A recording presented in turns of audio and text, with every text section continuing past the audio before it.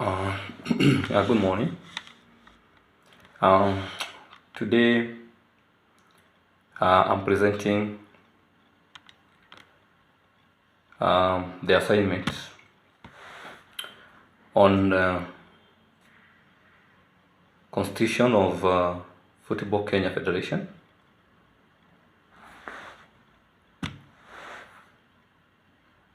And also what I need to show is the structure part of the federation and more particularly on how it works. And as a part of the introduction, this federation was founded in 1960 and it's an affiliate of FIFA. And in 1961, it became an affiliate to CAF. And later in 1973, it was affiliated to SECAFA. And around 2011, there was a struggle between the management on whether to make the Football Kenya to be a limited company, and there was a registration of Football Kenya Limited, which was later disbanded as it was so more of a company than to take the whole picture of a country interest. The headquarters of FKF is located at Kasarani, and the main purpose of FKF or the functions, it do organize the following leagues, that is Kenya Premier League, Kenya Women Premier League, FKF Division 1, FKF Women Division 1, and Kenya National Football Teams. And if you look at Article 10 of FKF Constitution, also it outlines who are the members or who constitute the membership of the federation. And you find all these members must be admitted by the General Assembly, which you see there about later. And at the same time, the General Assembly also has that right of suspending or expelling a member, depending on the cases of indiscipline. And for you to be admitted as a member, you must fulfill all the requirements of Football Kenya Federation, and more particular is to adhere with the constitution of the federation.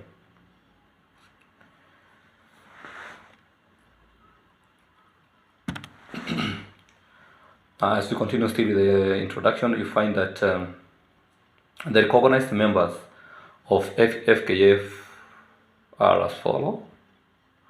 We have the FKF Premier League clubs, we have National Super Leagues clubs, we have National Division 1 League clubs, Division 2 League clubs,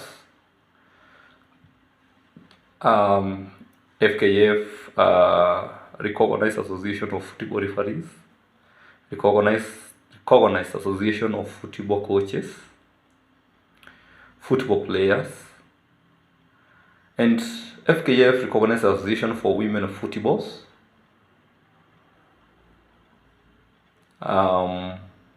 in this nation.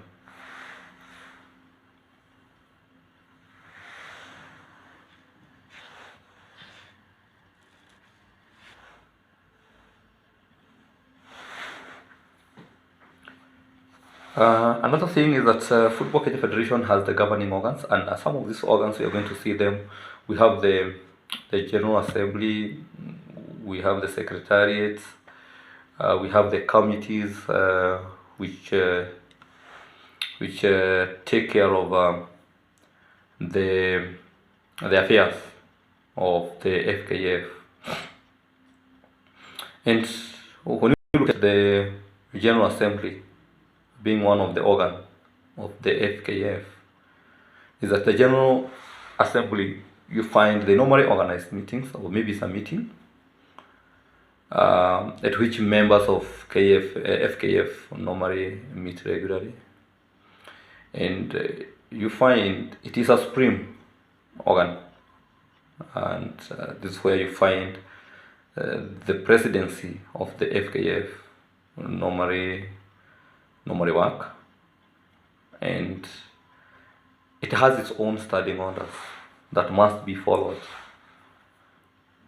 And you find in Article 23.2 of FKF, it talks about the delegates, and some of these delegates must be appointed by the membership that you have tackled there before. And you find mostly during the General Assembly meeting, more particularly find what is going to be discussed there is about the budgetary presidential address that is the president need to address to give his speech or to give his statement, about the meeting, about the disciplinary matters, among others that are discussed during the General Assembly meeting. Then we have the National Executive Committee. According to Article 38 of the Constitution, you find the National Executive Committee. It consists of the following members. We have the President, Vice President, we have representative from FKF Premier League, representative from FKF National Super League, 1 female member, 9 regional representatives, and 2 co-opted members. Those are the members that constitute the National Executive Committee. And the term of the office of the President, mostly it is about 4 years. And you find whereby we are going to see this, you see it later on the criticism. This is behind this provision of 4 years. It has created a lacuna somewhere in the constitution of FKF. Then you have another organ is about the president. Again, in this organ also you find still there is a lacuna and sort of a discrimination in a way, as you will see it in the criticism, whereby the constitution is so particular, it's talking of he, and some of the functions that he is supposed to do is to implement the decision passed by the General Assembly, ensuring the effective functions of the body, supervising the work of the General Secretariat, and the relationship between FKF and other stakeholders such as FIFA, CAF, CECAFA, among others. Then we have the Emergency Committee. It's an obvious one. It's just in case of anything which need to be settled as a matter of urgency. This committee needs to be there. Then we have studying committee. The standing committees of KF, these are Finance Committee, League and Competition Committee, Technical Development Committee. We have Referees Committee, Legal Committee, Women Football Committee, Youth Football Committee, FASO and Beach Soccer Committee, Medical Committee, Players Status Committee, Audit and Compliance Committee, and lastly Arbitration Committee. And you'll find also there is also a club licensing body, also as part of it, and that is licensing. And also we have another one for election, or the electoral committee, which is also a very important body. And that one is the General Secretariat, and you find the General Secretariat, its function is that it will carry out all the administrative work of FKF under the direction of the General Secretary. Also, the members of the General Secretariat are bound by the internal organization regulation. These are the policies which are within the FKF administration. And the key issue here is they are supposed to take their task in good faith. As I had said, those are some of the organs or how the structure of the FKF is. Then there is a criticism on the structure, and as I had said, talked about it earlier, you find Article 37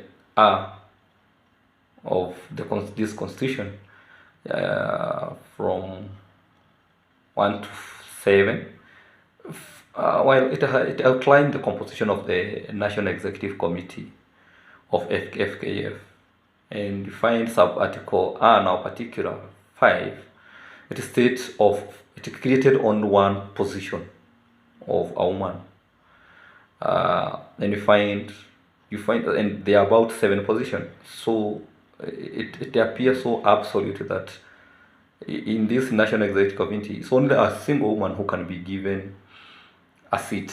And I look at what we have been fighting for in this nation about the two-third gender rules. You find, to me, FKF has not met the condition, and out of 7 giving a single post for a woman, to me I see sort of a discrimination, and that is in contravention to Article 27(3) of the Constitution, that states that women and men have the right to equal treatment, including the right to equal opportunities in the political, economical, cultural, and social spheres. So we find here it's all about the social and cultural issues, and I don't know why they have to give just a single post. There is a need for the change of that. The other point is about, if you look at Article 37(5) of the FKF Constitution, states as follows: that all members will be eligible to serve for a maximum of 2 terms in a position that you are going to be appointed in. But here is the lacuna in that then it goes on stating that thereafter one is free to seek election in a different position as it shall count as a new term. To me, I see the mischief in this provision. One, the reason is the moment you keep on recycling the leadership, because it's a cartel sort of, I believe, and most of these some of these leaders are ineffective. And I can take a good example during like Nyamoya's tenure. This is what used to happen, and even currently, and Nick Mwendwa, we are still finding the same face today, tomorrow, year in, year out, and this is what has created a problem in the football management in this nation. Article 42 also of the FKF's Constitution states that the president represents FKF legally. It's okay, but they are using the pronoun he. So meaning that post, with the current development of law, we have already now understood the importance of genders as far as the law is concerned. We have seen women in the leadership, more particularly in development of law. And when now the Constitution at this era is still talking of he, to me, I see still then there is a discrimination. And these are the people who still live in the old age where a law was a man. But as we speak today, I believe things are changing. The law is no longer a man. It's all about now gender. And this is one of the challenge I also saw in this Constitution, which needs to be changed. So you find again it goes to contravening of Article 27 of the Constitution of Kenya, whereby there is no that equal opportunity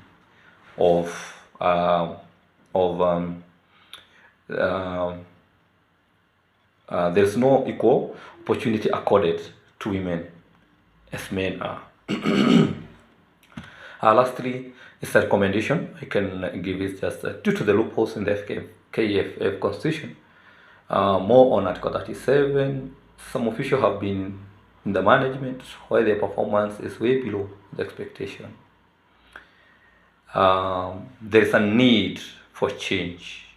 There is a need for change. The constitution needs to be amended to conform to the constitution of the land. Thank you.